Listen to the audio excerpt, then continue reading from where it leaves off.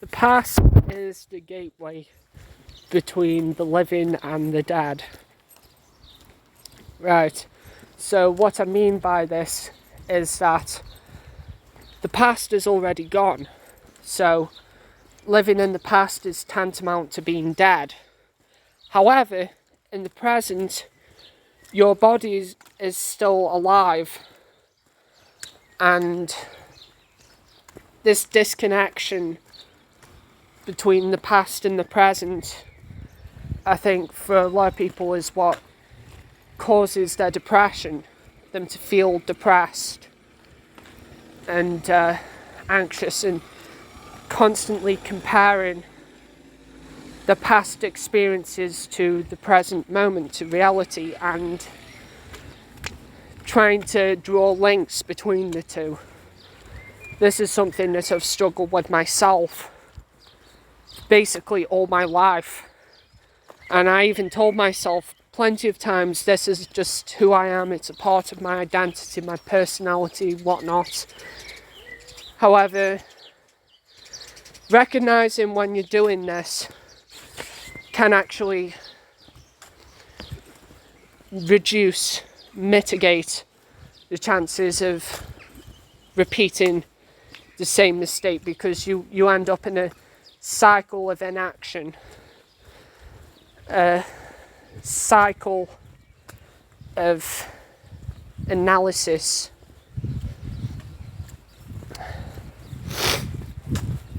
I think this ties in nicely to PMO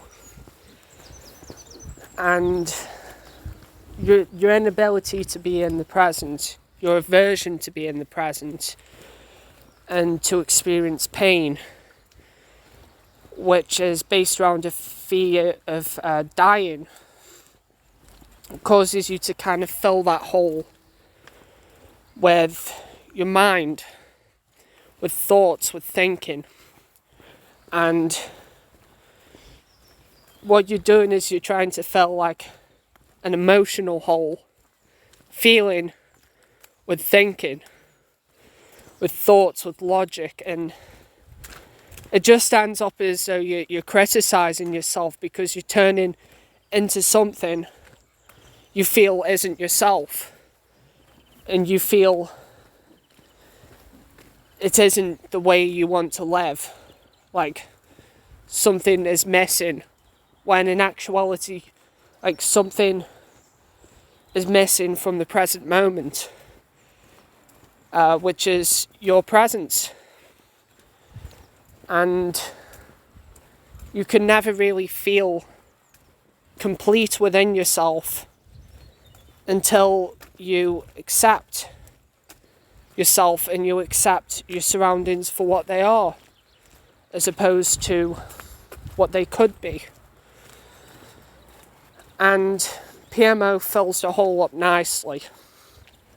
It fills the hole up nicely, but you're basically lopsided because it's just like putting resin in the hole. It's like gluing yourself back together. And glue, of course, wears off over time, and you can't feel the niceness, the blanket that shields you from reality forever. And it fuels these depressive thoughts.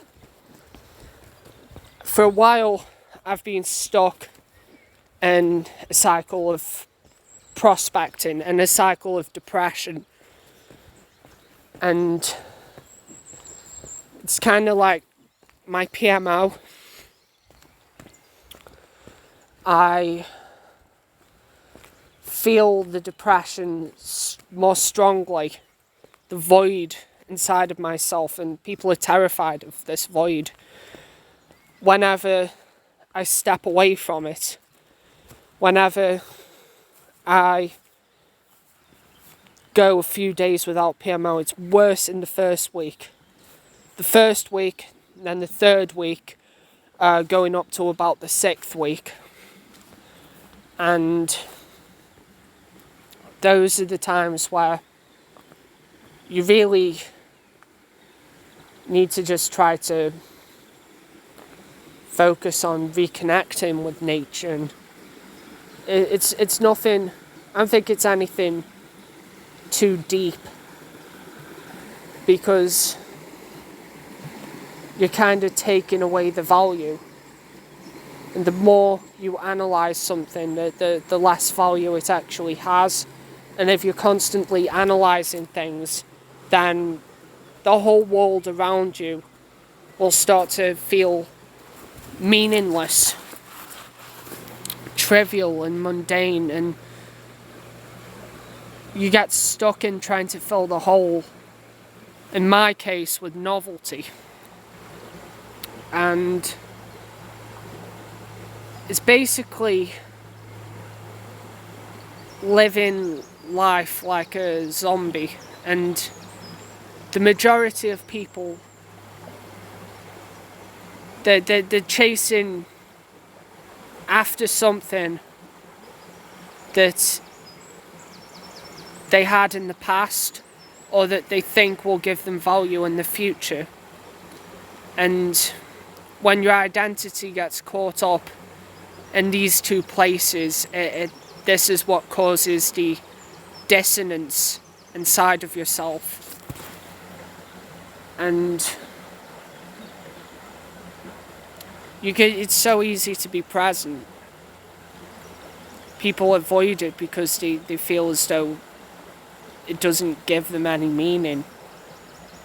I can just stare at a rock and notice when my thoughts are wandering off, and then that's being present. I can focus on my breath. I can focus on not what I'm going to say in this video, but the process of actually making the video itself, like holding the phone. I can focus on the relaxing waves going by as I film this. To think of things that contradict reality, it's basically like tearing off a limb. And I have likened in the past finding my identity and searching for myself, searching for meaning. Like meaning that I had long ago in the past. As like reaching out for an invisible limb, a limb that isn't there, and trying to reconnect with it, reconnect it to my body. And the thing is, you have to kind of accept that limb as not being a part of you, like you're reaching out for who you were or who you could be, and you ask, who am I? And who you are is who you are now. That's who you are. And there's a sense of acceptance. You have to accept yourself now. Accept the past as it arises, because it will arise within yourself. You accept that. And the future will arise within yourself too. And you accept that as well. You can't change the past. You can't change the future. But you can control what you do in the present moment. You can control the process to get you to where you want to be. And when you get to where you want to be, you might decide that it's not actually what you wanted at all. It's like not as good as you thought it would be. And we have very adaptive minds. We think that once we get into a relationship, it's like, oh, we're going to be happy forever. We're going to be joyful and jovial for the rest of our natural lives. And then you then kind of get used to the person. It's like, oh God, I've got to buy them flowers. And that's kind of our adaptation how we adapt to things, and we have to savor it as it is now, instead of thinking of what it could be. Like, we have to practice gratitude for ourselves, and then the gratitude extends outward. And now it's up to you to medicate the zombie mass. You can just let them be, and if they see you and they like what you're doing, you can follow your example. Yeah.